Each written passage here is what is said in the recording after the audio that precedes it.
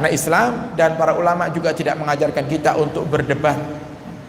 Makanya kalau mau berdialog, dialog itu boleh jika ada manfaatnya.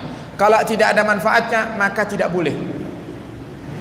Dialog tidak ada manfaatnya, tidak boleh. Lihat dulu manfaatnya. Misal, ada orang yang suka membid'ah-bid'ahkan, kemudian mau Anda ajak dialog, Anda lihat dulu orang ini, kalau seandainya jenengan sudah hadirkan semua dalilnya, kira-kira dia mau ikut jenengan apa tidak? Mau kembali ke ahli sunnah wal jamaah apa tidak? Kalau tidak, tidak usah diteruskan dialognya. Yang ada malah menimbulkan permusuhan. Yang dulunya misalnya, yang tukang bid'ah ini tetangga jenengan aman-aman saja, akor-akor saja, tapi gara-gara dialog ini, yang bid'ah juga tidak kembali ke ahli sunnah wal jamaah, yang ada malah musuhan. Makanya kata para salaf, al-jidal laisa min adatina. Jidal, berdialog atau berdebat itu bukan kebiasaan kami. Jadi tidak ada gunanya. Enggak ada kaidah atau ada pepatah Arab mengatakan jamal wa intar. Orang-orang yang hatinya sudah terlalu dalam dengan akidah-akidah yang sesat ini, walaupun Anda hadirkan dalil yang sahih sekalipun, tetap mereka tidak akan berpindah daripada akidahnya. Dan ini nyata, dan ini kita alami sendiri. Di beberapa saat kita mungkin sharing melewati media berkaitan dengan ada gambar-gambar ulama-ulama kita ahli sunnati wal jamaah yang ditulis kalimat-kalimat yang tidak benar, kalimat-kalimat yang tidak seharusnya ditulis di wajahnya para ulama. Akhirnya kita menegur, tidak harusnya seperti itu. Kalau memang mau mengatakan orang lain itu salah, jangan pakai menghadirkan foto, jangan pakai menyebutkan nama. Nah, kemudian mereka malah mengajak kita berdialog. Di saat kita hadirkan, diantaranya misalnya masalah tahlil, ihda'us shawab, menghadiahkan pahala.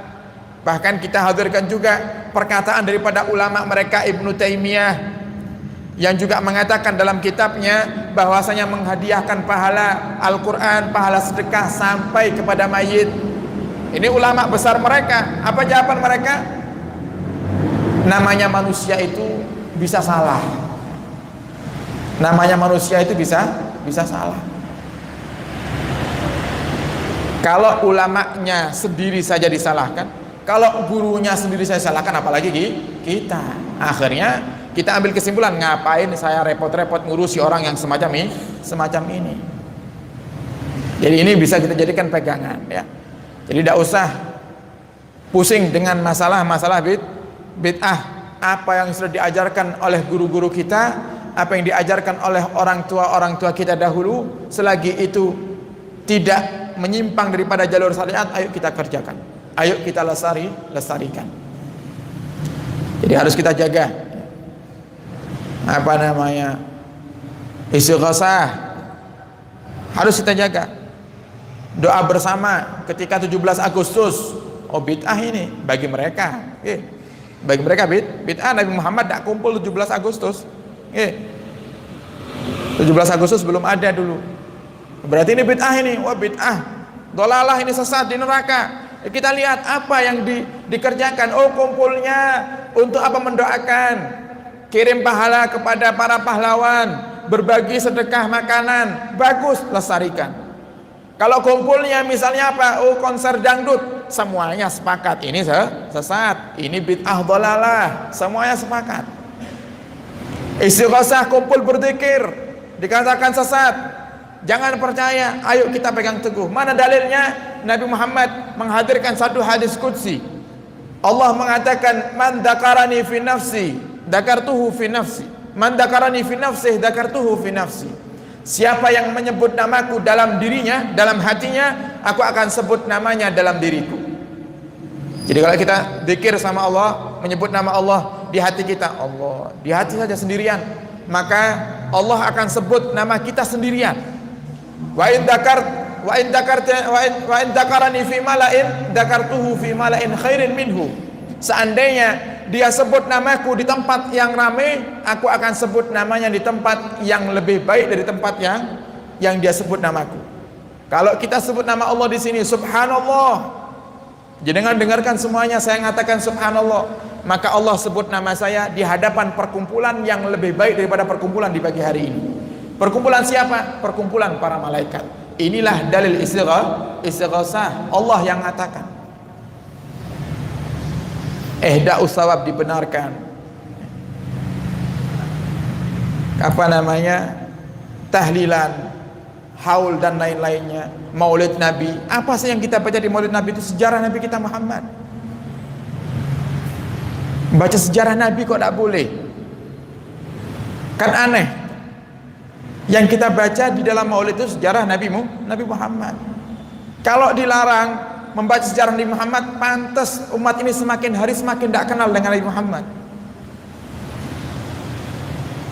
Toh juga caranya pun berbeda-beda. Cara kita ini mau menyampaikan kan berbeda-beda. Oh, ada orang itu yang kalau ngaji seperti ini kurang semangat. Anak-anak muda ya diajak ngaji sejarah Nabi Muhammad yang langsung diterjemahkan seperti ini kurang semangat. Kita harus cari cara.